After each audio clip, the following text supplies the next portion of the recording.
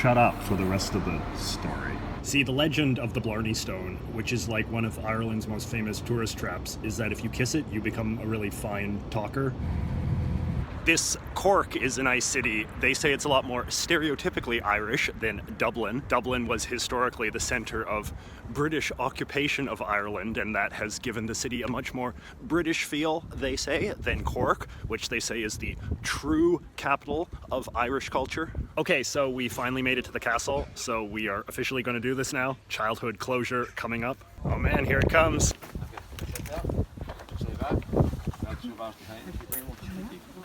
Head down, press the bottom soft.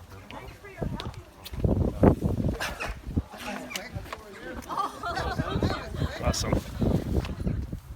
I did it. So it is a new day and I am back at the train station. Today we are going to go to Northern Ireland. We are going to go to Belfast.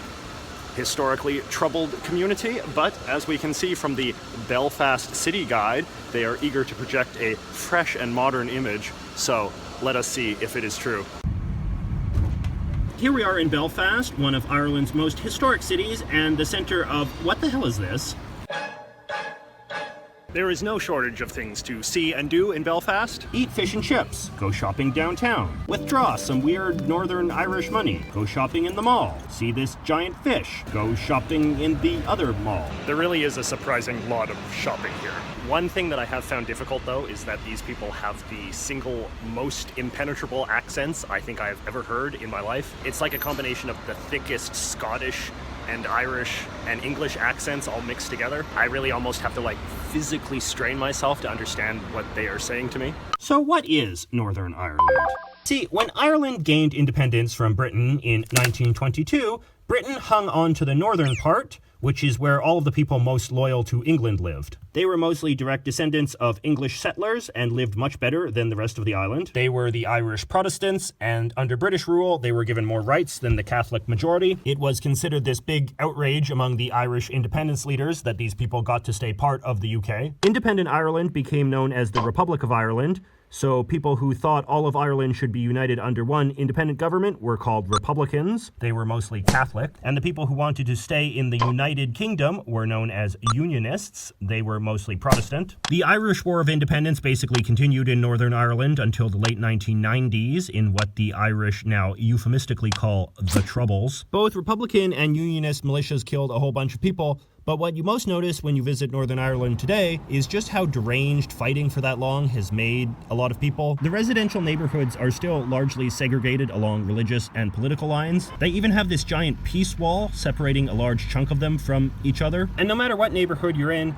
you'll always see a ton of these huge, hideous murals documenting in loving detail all of the various atrocities the other side has committed against them over the years and all the people they killed and that sort of thing. But there is also a lot of effort to try to stir up a sense of patriotic feeling for one side or the other, and that's the even weirder part. I am staying in a Protestant neighborhood right now, which you can tell because of the flags. It is interesting because I've heard it said that when they were trying to create a sense of like Canadian patriotism in the early 20th century, a lot of it was very heavily based on the sort of patriotic culture of Protestant Northern Ireland. And you really do see a lot of evidence of that when you look at the sort of patriotic decorations that they've got everywhere here. It is obviously very British, but it is a sort of like caricature British, like that the Brits themselves would probably find a little much. So you've got these big Union Jacks everywhere and big tributes to the Queen and the British coat of arms, and a lot of veneration of sacrifices made during the First World War, and Remembrance Day, and the poppy. In the Catholic part, it's mostly just over-the-top Irish patriotism, with a lot of focus on the Easter Rebellion guys. And there's also a lot of weird sucking up to every other freedom fighter slash terrorism type group on Earth, particularly the Palestinians. And by the way, did you know that the Titanic was built in Belfast? Because Belfast wants you to know. You can visit their Titanic Museum,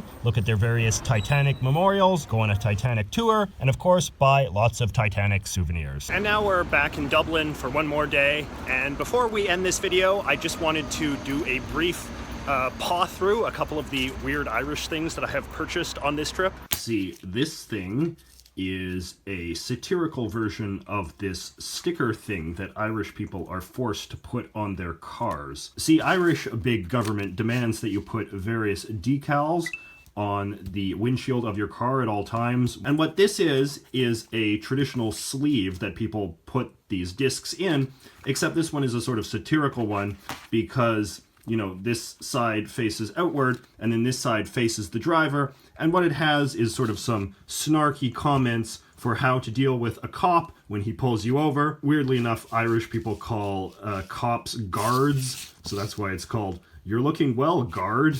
I thought this was just such a bizarrely particular thing that only an Irish person would appreciate that I had to buy it. And then this is a greeting card with a picture of the President of Ireland on it, Michael D. Higgins. He's actually running for re-election right now. The Irish president is just a useless figurehead, although the Irish people seem to take the position relatively seriously. President Higgins is this much beloved sort of cult figure right now. You can get all sorts of weird knickknacks with his face on it, usually somewhat tongue-in-cheek, but also somewhat affectionate. Okay, now this one was a bit of a challenge here.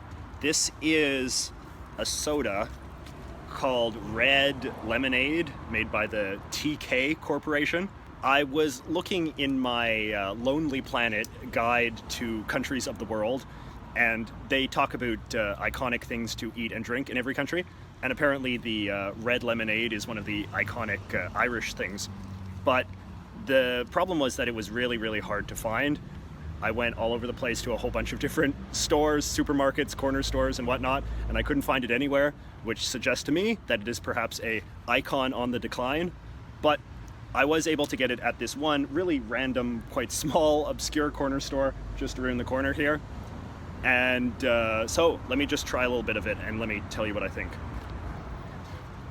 Yeah, it's not really good. It tastes lemony, like Sprite, or perhaps actually a little bit like soap detergent, but like really, really watered down. I can see why this is not quite so popular anymore. There's this whole spiel on the back about what an amazing Irish product this is. TK Red Lemonade is a true Irish original, like loving the ga, hang sandwiches, or calling a cupboard a press. The Lonely Planet people tell me that I'm also supposed to try these things here. Kimberley biscuits, supposedly Ireland's most beloved cookie. So let us try one of these. They are these sort of sandwich cream things, sort of soft to the touch. Again, apologies for filming this in the dark, but my Airbnb host is not letting me eat in my room. These are pretty good. They're really spongy, and they're sort of like a ginger snap kind of thing. The goo inside is kind of gingery as well. It's covered with little sugar crystals, or maybe ginger crystals. I like these. They're not very sweet, but I like ginger, and these are very gingery. After the TK soda, you have redeemed yourself, Ireland. Well, that's the end of my trip to Ireland. I hope you enjoyed it. Do not forget to like and subscribe. Next time, we will go to Sweden. Man, I need to shave.